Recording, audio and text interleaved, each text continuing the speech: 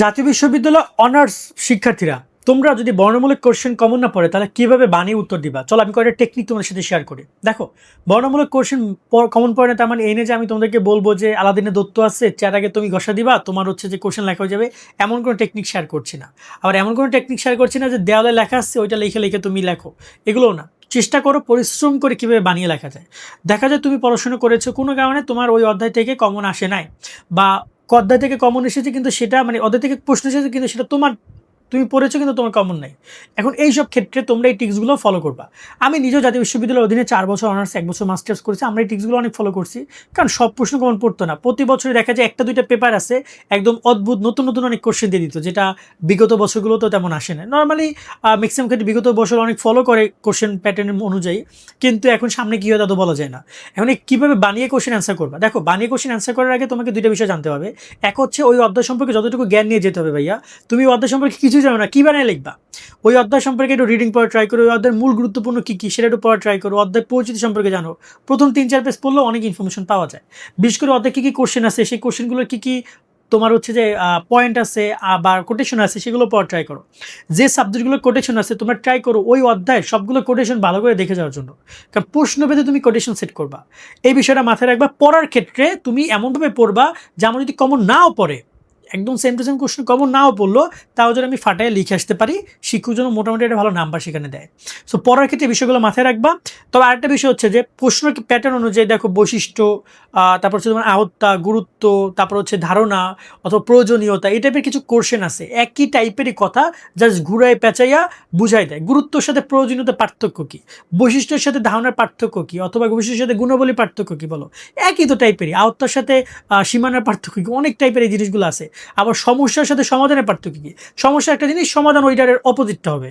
সমস্যা যদি হয় টিনেজ গ্যাং, তাহলে তোমার হচ্ছে সমাধান কী হবে, যে হচ্ছে যে কিশোর অপরাধ আইন বা এই টাইপের কিছু একটা হবে, তাই না? সমস্যা যদি মাদক মাদক দ্রব্য, তাহলে হবে মাদক নিয়ন্ত্রণ, এই টাইপের কথাটা এভাবেই তো আসবে। তো সমস্যা জানলে তার সমাধানও তুমি অটোমেটিক্যালি জানবা। তো ট্রাই করি অধ্যায় সম্পর্কে এই জিনিসগুলো একটা প্যাটার্নে তোমার খাতায় লিখে রাখার জন্য নোট মেনটেন করা ট্রাই করো, কারণ ওইগুলো যদি তোমার মাথায় থাকে তুমি যে কোনো জায়গায় ধাপ ধাপ করে বসে দিতে পারবা। এখন আসি সবচেয়ে গুরুত্বপূর্ণ দুইটা পয়েন্ট নিয়ে, সেটা হচ্ছে এক, প্রশ্নের কিওয়ার্ড তোমাকে যাচাই করতে হবে। কিওয়ার্ড কি? কিওয়ার্ড আমরা আসলে আমাদের এই যে টেকনোলজির ভাষায় অনেক কিছু বুঝি, এসইও কিওয়ার্ড টিওয়ার্ড, এটা আবার প্রশ্নেরও একটা কিওয়ার্ড আছে। একটা প্রশ্ন করেছে, ওই প্রশ্নের 2 থেকে 3টা কিওয়ার্ড থাকে। যেমন আমি যদি বলি, একটা কিওয়ার্ড হচ্ছে ধরুন যে পণ্য কত ভাগে বিভক্ত করা যায়, অথবা বাজার কত ভাগে বিভক্ত করা যায়, অথবা বিজ্ঞাপন কতভাবে বিভক্ত করা যায়, বা বিজ্ঞাপন কত প্রকার, অথবা হইতে পারে যে বিজ্ঞাপনের গুরুত্ব বলো। এখানে পয়েন্ট বুঝো, এখানে পয়েন্ট হচ্ছে বিজ্ঞাপন একটা হচ্ছে কিওয়ার্ড, আর গুরুত্ব একটা কিওয়ার্ড। তা আমাকে আগে বিজ্ঞাপন নিয়ে কথা বলতে হবে, দেন আমাকে গুরুত্ব নিয়ে কথা বলতে হবে। এখানে তুমি 100% শিওর থাকো, তুমি যদি বিজ্ঞাপন নিয়ে কিছু বলতে পারো তোমাকে টিচার নাম্বার দেবে। আমি এই বিজ্ঞাপন এগুলো কেন বলছি, কারণ আমি যেহেতু নিজে মার্কেটিংয়ের স্টুডেন্ট ছিলাম, সো আমার ওই পারপাসে আমি মূলত আমার কোশ্চেনগুলো বলছিলাম। বাট তুমি তোমার জায়গা থেকে যে কিওয়ার্ডটা খুঁজে নিবে, ওই কিওয়ার্ড সম্পর্কে তুমি যদি একটু ভালো করে লিখতে পারো তবেই নাম্বার দিবে। কারণ টিচারের মাইন্ডসেট হচ্ছে যে তোমাকে ওই সম্পর্কে লিখতে হবে। তুমি যদি একদম ফুলফিল লেখো তাহলে তো ফুল নাম্বারই পাবা, বাট যেহেতু কমন পড়ছে না, তো ওই সম্পর্কে যদি তুমি লিখতে পারো তাহলেই তুমি মোটামুটি কিছু নাম্বার পাচ্ছ। এবং ট্রাই করবা ওই লেখাটা শুরুর দিকে রাখার জন্য, মানে ভূমিকা রাখার জন্য, যাতে করে শিক্ষক যদি ভূমিকার অংশটুকু যদি ভালো করে পড়তে পারে, সে তোমাকে মোটামুটি কায়দায় বাকি জিনিসগুলো না পড়েও জাজ করে নাম্বার তোমাকে দিয়ে যেতে পারে।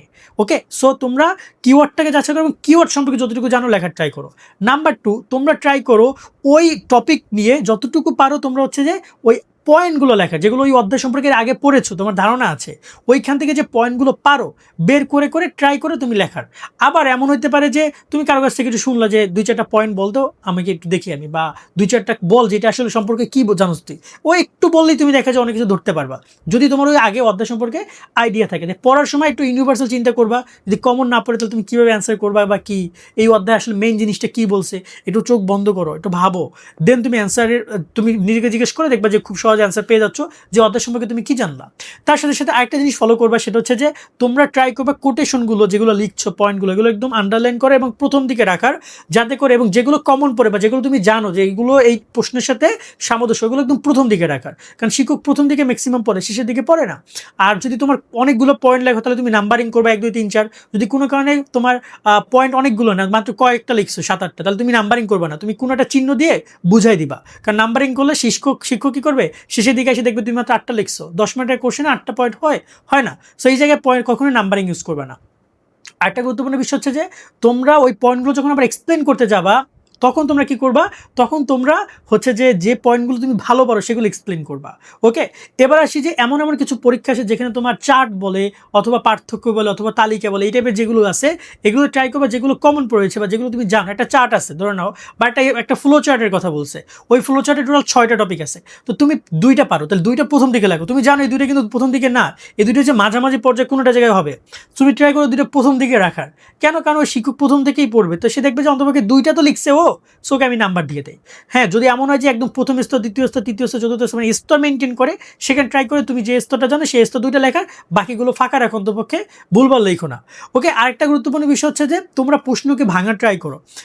ওই প্রশ্ন যদি একটা বড় প্রশ্ন হয় তাহলে তোমরা একটু, ধরুন আমি যদি বলি বাজারজাত কার্যক্রম বা কার্যবলী আর মূলনীতি কি, অথবা এমন হতে পারে, তো এখানে বাজারজাতকরণ কার্যবলী আবার মূলনীতি, তাই আমি আগে বাজারজাতকরণ সম্পর্কে একটু লিখবো, বাজারজাতকরণ কাকে বলে।